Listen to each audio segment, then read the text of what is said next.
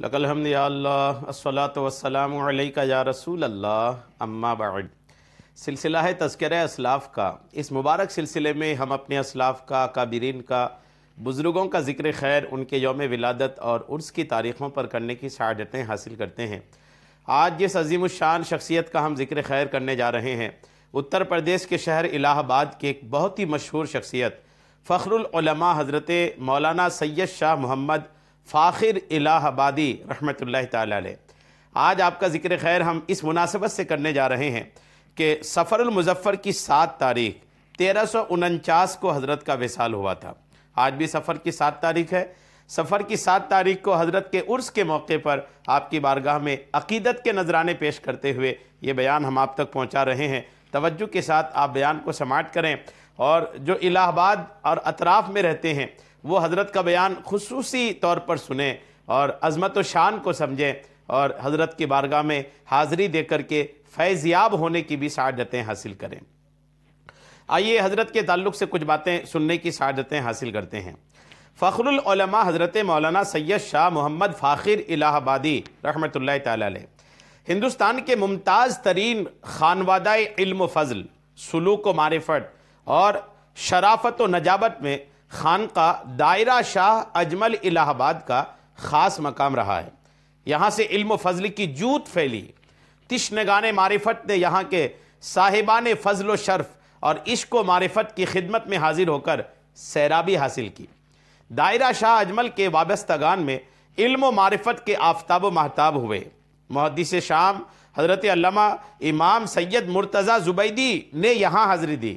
شاہ ولی اللہ اور مسند الہند حضرت شاہ عبد العزیز محدث دہلوی نے یہاں کے صاحبان رشد و ہدایت کو خراج عقیدت پیش کیا۔ علامہ غلام علی آزاد بلگرامی رحمۃ اللہ تعالی علیہ نے مدح سرائی فرمائی۔ فخر العلماء زبدۃ العرفاء حضرت مولانا سید شاہ محمد فاخر الہ آبادی علیہ رحمہ اسی خانوادہ کے عظیم الشان اور روشن چراغ اور آبا و اجداد کی فضیلتوں اور کرامتوں کے جامع سجادہ نشین تھے۔ حضرت فخر العلماء کے والد ماجد حضرت سید محمد زاہد کے دادا حضرت سید شاہ محمد جان قدس سرہ حضرت قطب الاقطاب شاہ اجمل الہ آبادی قدس سرہ کے چھوٹے نواسے تھے۔ 1292 ہجری میں حضرت فخر العلماء کی اسی خانوادہ میں ولادت سعادت ہوئی، آپ کی پیدائش ہوئی۔ گہوارہ علم و معرفت میں نشو و نما پائی۔ حضرت فخر العلماء کی تعلیم و تربیت تمام تر اولیاء پروردگار کے زیر سایہ آئی۔ ان کے اساتذہ میں شہید محبت حضرت مولانا شاہ محمد حسین چشتی صابری الہ آبادی بھی تھے۔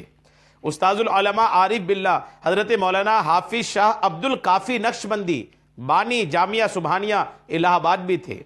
حضرت استاذ العلماء مولانا منیر الدین ناروی الہ آبادی، استاذ العلماء حضرت مولانا شاہ عبید اللہ چشتی نظامی فخری کانپوری جیسے نادرہ عصر اساتذہ وقت بھی آپ کے اساتذہ میں شامل تھے۔ فاتحہ فراغ حضرت استاذ زمن مولانا الامام العارف شاہ احمد حسن فاضل کانپوری چشتی صابری قدس سرہ کی خدمت میں علوم کی تکمیل کی۔ 1309 ہجری میں مدرسہ فیض عام کانپور سے فراغت کی سند پائی۔ فراغت کے بعد اپنے حضرت والد ماجد سید شاہ محمد زاہد متوفی 1330 ہجری سے سلسلہ چشتیہ میں آپ مرید ہوئے۔ حضرت شاہ محمد بشیر اجملی قدس سرہ نے خلافت و اجازت آپ کو الحمدللہ مرحمت فرمائی۔ بحر الاسرار حضرت علامہ مولانا شاہ محمد عبد العلیم قادری رشیدی سجادہ نشین خانقاہ رشیدیہ جونپور نے بھی الحمدللہ آپ کو شرف خلافت سے نوازا۔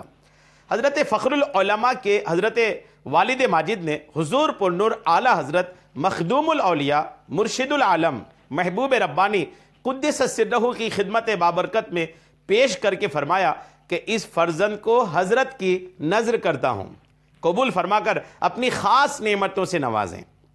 اعلیٰ حضرت مرشد العالم محبوب ربانی قدس سرہ کی آغوش مہر و کرم نے حضرت فخر العلماء کو سایہ رحمت میں لے لیا اور فرمایا یہ میرا بیٹا ہے۔ خلافت خاصہ سے نوازا۔ حضرت صدر المشائخ مولانا سید شاہ اظہار اشرف مد ظلہ العالی تحریر فرماتے ہیں کہ اعلیٰ حضرت مولانا فاخر صاحب کو بہت عزیز رکھتے تھے۔ بڑے حضرت صاحب کے روز نامچہ میں مرقوم ہے کہ حضرت فخر العلماء کے لیے خلافت نامہ چہارشنبہ 1337 ہجری میں تحریر ہوا۔ حضرت فخر العلماء کو حضور پرنور اعلیٰ حضرت مخدوم الاولیاء مرشد العالم محبوب ربانی قدس سرہ کی بارگاہ عالی میں اختصاص اور تقرب حاصل ہوا۔ حریم اسرار کے محرم خاص ہوئے۔ حضور نے ان کی خاص تربیت فرمائی، اس کی وجہ سے راہ سلوک میں غیر معمولی مقام آپ کو حاصل ہوا۔ ان کے ارجمندی حال کا یہ مقام ہوا کہ بار بار سفروں میں معیت کا شرف حاصل ہوا، بار بار ساتھ میں سفر کرنے کی سعادت حاصل ہوئی۔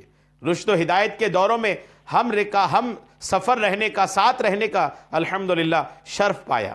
حضرت فخر العلماء سے سلسلہ ارشاد کا اجرا بھی بہت ہوا، بہت سے حضرات کو اجازت و خلافت بھی آپ نے عطا فرمائی۔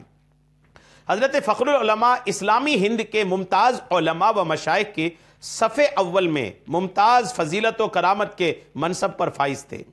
ان کی تقریروں کی ایک خاص شان تھی، پورے ملک ہند ان کے مواعظہ حسنہ سے فیض یاب تھا الحمدللہ۔ وہ شمالی ہند میں دائرہ شاہ اجمل کی شان تھے۔ قومی و ملی خدمات میں ان کے عظیم ترین کارنامے ہیں۔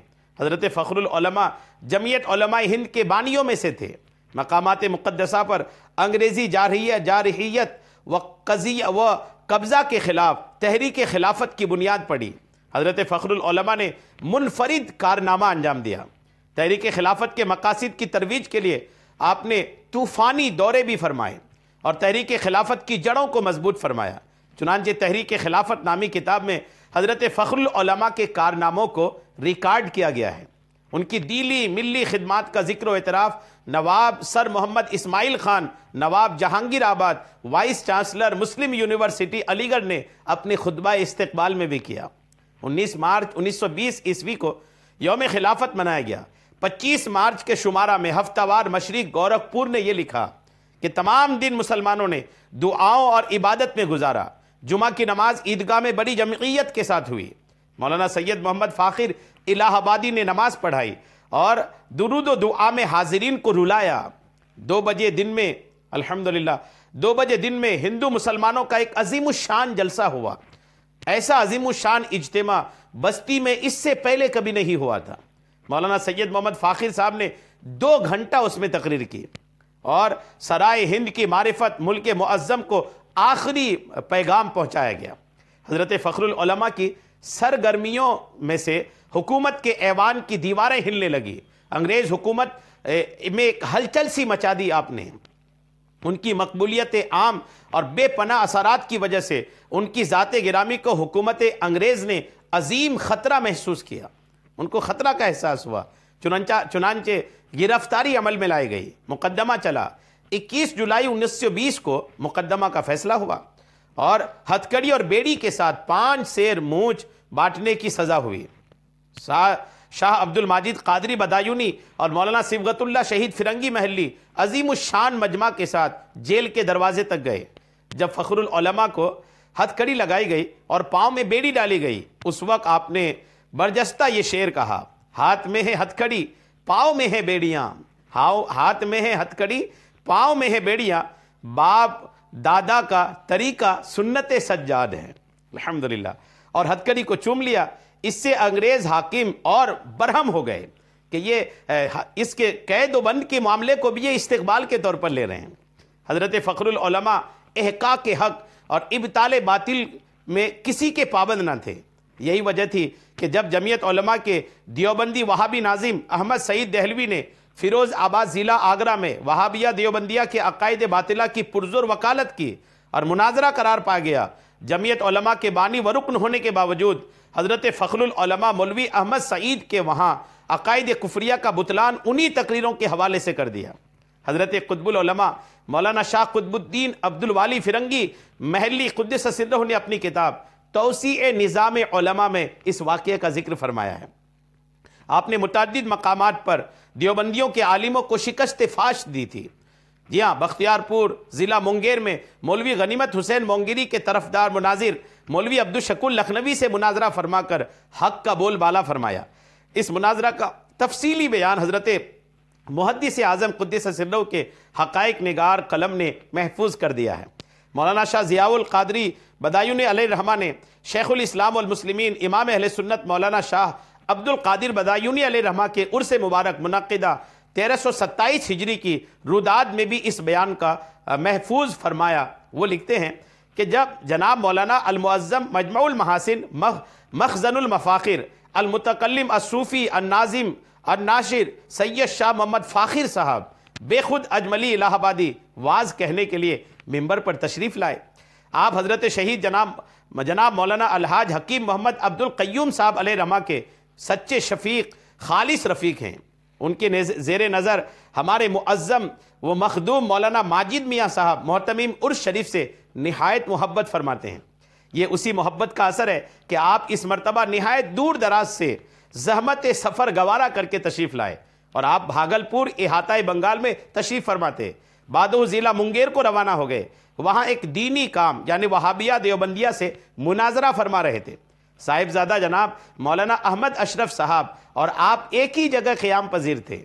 جس وقت جناب ماجد میاں صاحب کا خط ان حضرات کو ملا، مناظرہ ملتوی کر کے دونوں صاحبان فوراً مونگیر سے بدایوں روانہ ہوئے۔ یہاں آ کر کئی مرتبہ فرمایا کہ ماجد میاں صاحب آپ نامعلوم خط میں کس برقی قوت کا اثر مخفی کر دیتے ہیں کہ یہ خط دیکھ کر 1 منٹ کا توقف اور دشوار معلوم ہوتا ہے۔ آپ کی رنگین بیانی اور شیریں کلامی کے جا بجا سکے جمے ہوئے ہیں۔ آپ کی مسلسل تقریر تصوف کے رنگ میں ڈوبی ہوتی ہے۔ بعض مرتبہ تو وہ نکات بیان کر جاتے ہیں کہ اہل باطن بےتاب ہو جاتے ہیں۔ دوران تقریر میں اشعار عاشقانہ ہزاروں عاشق مزاجوں کے زخمی دلوں پر نمک افشانی کا کام کر جاتی ہیں۔ آزاد ہندوستان کے پہلے وزیر اعظم جواہر لال نہرو کی بہن وجے لکشمی کا نکاح سید حسن سفیر مصر سے مجمع عام میونسپل بورڈ کے دفتر میں حضرت فخر العلماء نے پڑھایا تھا۔ جی ہاں، یہ بھی ایک تاریخی بات ہے۔ وجے لکشمی نے مجمع عام میں کلمہ طیبہ پڑھا اور حضرت فخر العلماء نے ان کا نام نگار فاطمہ رکھا۔ موتی لال نہرو اور ان کا خاندان دائرہ شاہ اجمل کا بے حد معتقد تھا۔ حضرت فخر العلماء علیہ رحمہ کی علمی، دینی و روحانی، قومی، ملی خدمات اور کارناموں اور حیات و کمالات کی تحریر و ترتیب کے لیے ممتاز اہل علم کی ایک کمیٹی قائم ہوئی تھی۔ سیرت و سوانح کی ترتیب و تدوین کے کام کے لیے الہ آباد کے ممتاز و مشہور علمی، دینی و روحانی خانوادہ کے خاص کر رکن ڈاکٹر حماد فاروقی بیرسٹر کا انتخاب ہوا تھا، لیکن تمام تر سہولتوں کے باوجود سیرت و سوانح کا کام ادھورا رہ گیا۔ آپ کے فرزند حضرت مولانا سید شاہ محمد شاہد فاخری ملک کی نامور اور بااثر شخصیت تھے۔ ملکی و قومی رہنمائی کے ساتھ دین پاک کی خدمت سے بھی تعلق خاطر تھا۔ بلند پایہ مقرر اور گراں قدر سیاسی قائد تھے۔ تحریک خلافت کے سلسلے میں قید و بند کی صعوبت بھی آپ نے اٹھائی تھی۔ ان کے فرزند ارجمند مولانا سید خالد فاخری کراچی پاکستان میں ہیں۔ انہوں نے اپنی مختلف کتابوں اور مقالات میں حضرت فخر العلماء کے بنیادی احوال لکھ دیے ہیں۔ حضرت سید شاہ محمد ناصر فاخری دائرہ شاہ اجمل کے سجادہ نشین ہیں۔ حضرت فخر العلماء اور حضرت عالم ربانی مولانا شاہ احمد اشرف قدس سرہ اور استاذ العلماء مولانا الحاج سید نعیم الدین اشرفی مراد آبادی قدس سرہ کے درمیان خصوصی ربط و عقیدت تھے۔ جی ہاں، الحمدللہ ان حضرات کبار کی یکجائی سے دین پاک کے بڑے بڑے کام انجام پائے۔ معراج پاک کا جشن انہی حضرات کی وجہ سے رواج پایا ہے۔ حضرت فخر العلماء کا وصال 7 صفر المظفر 1349 ہجری مطابق 5 جولائی کو 1 بجے دن میں ہوا۔ حضرت قطب الاقطاب شیخ محمد افضل الہ آبادی قدس سرہ کے روضہ منورہ میں دفن کیے گئے۔ اللہ کریم کی بارگاہ میں دعا ہے مولا اپنے اس محبوب بندے کی مزار پاک پر خوب رحمتیں نازل فرما اور ان رحمتوں سے ہم سب کو بھی حصہ عطا فرما، آمین، بجاہ النبی الامین صلی اللہ تعالی علیہ وسلم۔